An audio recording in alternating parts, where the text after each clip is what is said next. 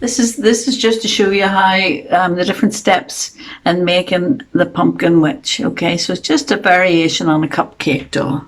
So you have your piece knit. This is the pumpkin part. It's slightly more shaped than the cupcake doll, okay? And then you've got your witch's skirt. And I have sewn it up from the pumpkin up to there with the orange and then up to here. Not quite to the top so that I can push push it in the right way, all right?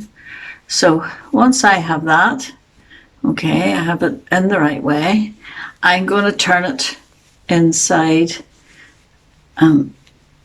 inside the pumpkin so that it's pushed in like a pair of socks inside the pumpkin, all right? So there's your pumpkin. When you turn it out, there's your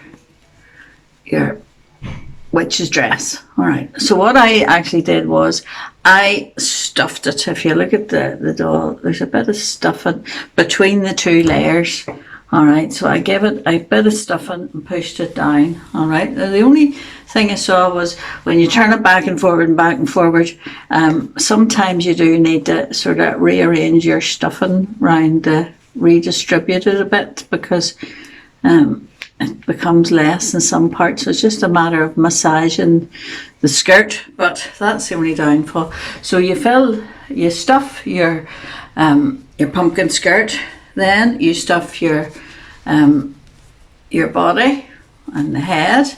You put it on exactly the same way as the cupcake doll. It's just, put a bit of stuffing in to let you see. So it's just the same way. You pull in the neck and you attach once the skirt part has been stuffed in between, you attach your body. All right, so this is just for a wee demonstration. So you attach your body to the skirt. All right, this is exactly the same as the cupcake dolls, and you push a bit extra stuffing in to it, so that, well, once it's stuffed, you make sure you stitch this round if you haven't watched the cupcake dolls, because you need to. All right, so you stitch the orange onto the black. It just means when you're pulling it back and forwards that it'll all stay secure. Then you stitch on your body piece stuffed, go round most of the way, but leave a wee space and shove some more stuffing in, just so that it gives the body a wee bit more, a wee bit more support. All right. Once you've done the body and you've put the body on, you're going to do the arms, and exactly the same way as the cupcake dolls. You do not stuff them. I've just knit them and then rolled them, so they go on as arms do. The hat, all right, so you go for the brim of the hat, and this is how your knitted piece is. And first of all, you're going to attach, or you're going the wrong way together, a right way together, and you're going to sew your seam up one end. So that's the first thing. Then you push it in to form sort of like a donut. All right, so you put it in to form a donut, and I stitched then, made sure that was stitched together. Do you see in there? You're not going to see that stitching, but that's what you do. So pretend that your head is on your doll, right? So the head's on the doll, and the arms are stitched on, the waistband stitched on.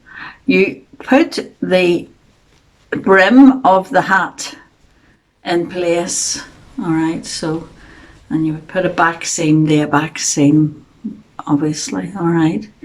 So you put the brim of the hat on,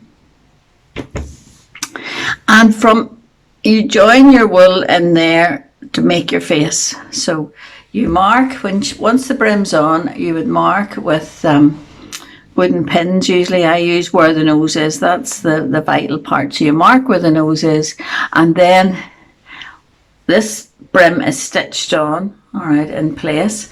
So once you've marked your nose, all right, you bring your yarn from up here. You attach your pink yarn for your nose, bring it down through the face, come out where your pin is and do about 2 stitches. And then go back up again to join. So everything, all the untidy stuff is going to be here where you won't see it. All right. It's the same with your eyes. You bring it, the black from the top, come down to where you want your eye to be, 1 chain, back up through the head again. All right. The mouth, the same as the cupcake doll. Because of the size of the face, I split the red wool into 2 strands, came down from the top, out, and did a wee V, and then back up through the top. So all the messy stuff is happening up here, and of course you won't see that messy stuff, but it's all under that. When at this point, this is when I sewed the hair on, and there's directions. The curly hair is lovely. All right, there's directions how to make the curly hair. There's a video how to make the curly hair. There's also directions in the knitting pattern, and I only used one skinny skewer of grey wool, and I stitched it on at this point just underneath the brim of the hat. All right, so I've got the hat, oops, and the face done with the brim. All right, and this at this point is your pointy part, the witch's hat, the crown of the witch's hat, which is a pointy part. All right, so once you have stitched in your face, all your workings are underneath the hat. Once you've stitched in your face, you stuff your pointy hat. All right, so you give it a good stuff so that it's pointy. All right. Remember, all your workings are under. I put it the orange way down. Instead of orange, you could use purple or green or another colour. But I think the orange sort of goes and makes it look part of the pumpkin. So once you have it stuffed, this is where all your messy stuff is, top of the head. You're going to put on your witch's hat and you're going to stitch that round. And then on top of that, I put a hat band, and I just stitched it over the top, put it down over the top, so you've got your hat band. To finish it off, this is just, it's actually a wee jewellery ring out of I have a box of bits of jewellery, so that's just a ring that I found, but you could alternatively just knit a little circle, or crochet a little circle, or darn a little circle. And I have some of these because when I make the punction rockers, I bought like loads of these skull and crossbones. So I have these, so I stitched them onto the skirt just to give it a wee bit more excitement about it, a wee bit more decoration. All right. When it turns in, the hat looks as if it's sitting, you know, on top of the pumpkin. The cat I stitched on, to the front. It was a little mini cat, and I just stitched it on. So the cat, whenever you put the pumpkin side in, the cat disappears underneath the pumpkin. All right, so just a bit of fun. Wee bit something more on a cupcake, variation on a cupcake doll. Good fun. I think I could be making cupcake dolls for a while. Just keep thinking of new ideas. But anyway,